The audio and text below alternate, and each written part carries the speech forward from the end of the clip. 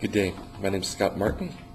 I'm a graduate student in education, studying specifically cultural transition education at Anderson University. And I want to thank you for taking the time to watch this video and give me some feedback. I'm doing what's called action research, and it requires participants, that would be you, and a researcher, that would be me, and some content. So what follows will be content, and I just ask that you pay attention, watch the video, and then afterwards you'll be asked to fill out a very short questionnaire, and your participation will help me complete my work and hopefully get an A in this class. So thank you much. I will preface the video by saying that I grew up in Kenya, East Africa, and traveled to the U.S. for college, and I think that's going to be a similar experience, not the Kenya part necessarily, but having finished high school outside the U.S. and then going to the U.S. for college is an experience that I think some of you will be participating in, and this content is intended for folks like us, and so I hope it's useful. The question is it possible for a person like myself or someone else who wants to do cross-cultural education or to do that online? You may be aware of entry or re-entry programs preparing students for college in the U.S. If you're not aware of those exist, but very few of the nearly 60,000, 70,000 students who start college every year who finished high school outside the U.S., very few of those participate in these programs.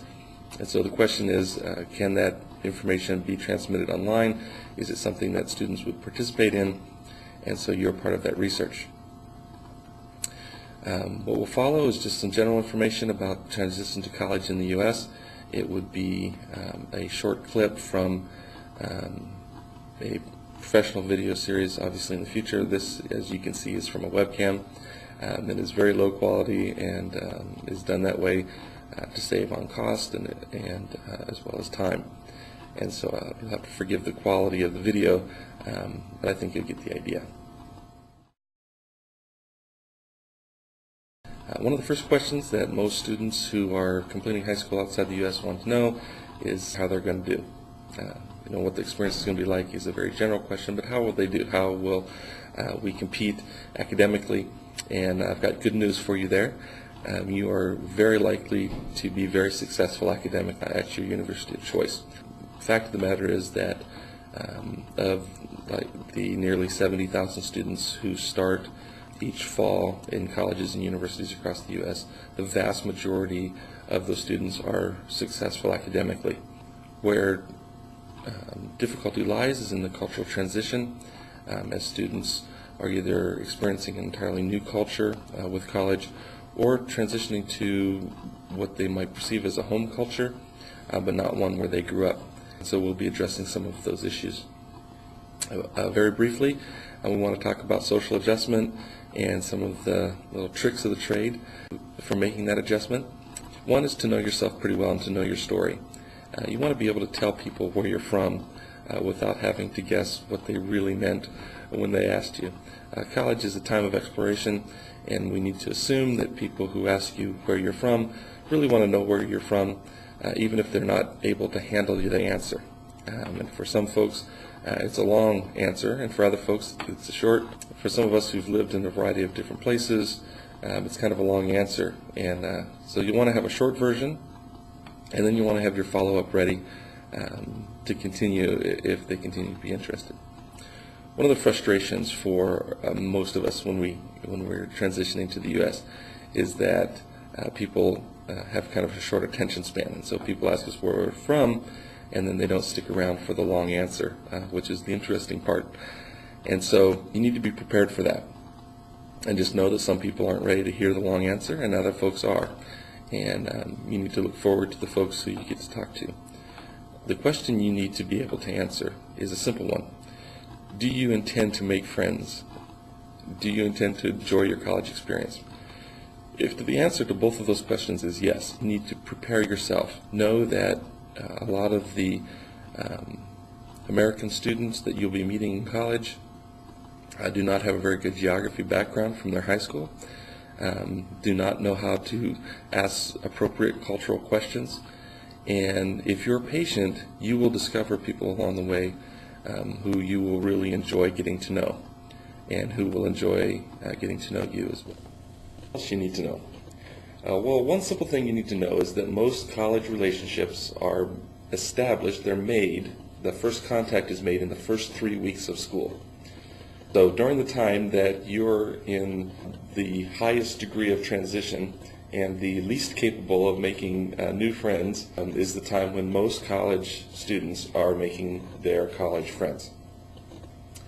What that means, quite simply for you, is that you need to come in with the mindset that those first 3 weeks have a very strong social component. And the mistake that a lot of students make, they focus very heavily on the academics in those first 3 weeks. They try to stay ahead in their classes, they try to keep up with the reading, and they do it at the expense of building their social network.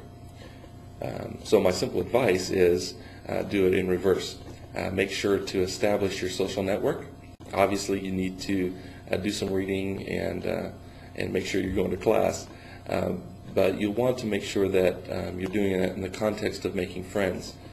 If you're debating right now whether or not you will live on campus or off campus, the answer is quite simple. You really have to live on campus. I realize that that may mean some additional expense, but your college experience is really dependent on that social network and all the good stuff in college, some of the bad stuff in college as well, but all the good stuff in college happens after hours. It happens between 10 o'clock and 3 o'clock in the morning. That's when you have those great philosophical conversations with a roommate.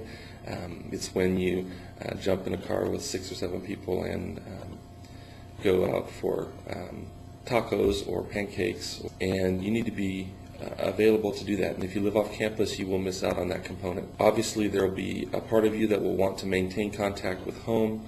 You'll be on Skype at funny hours at night or during the day. You'll be connecting by cell phone with your friends across the U.S.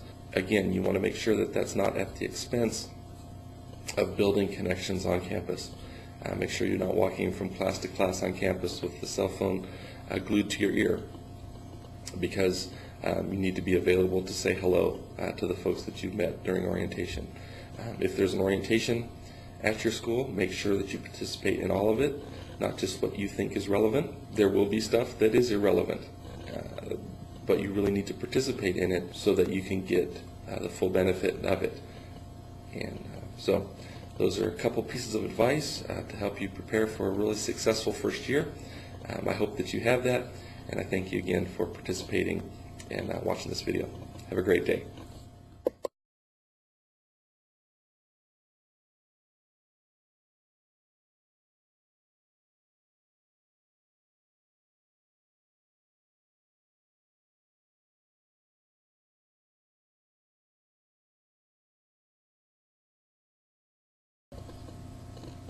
Thanks for watching the video. You're done with this. You've got a couple of questions to answer, and I appreciate you being thoughtful and answering those questions. Let me answer a couple of questions you might have. One, why is he wearing that crazy hat? And the answer is that this is a low production video, and this messes with the camera. So we wear the hat. The second question you might have is, these are first parts of a video series, or there are other parts of the video series, and the answer to that is no. That's what we're doing research about, is to determine whether or not it makes sense and it's viable to do a video series like this. So that's what your input is for. Again, I thank you so much for participating, and I want to thank your teacher, your principal, or your superintendent for proctoring this. It's been very helpful to my research, and I am deeply grateful for your participation. Thanks again. Have a great day.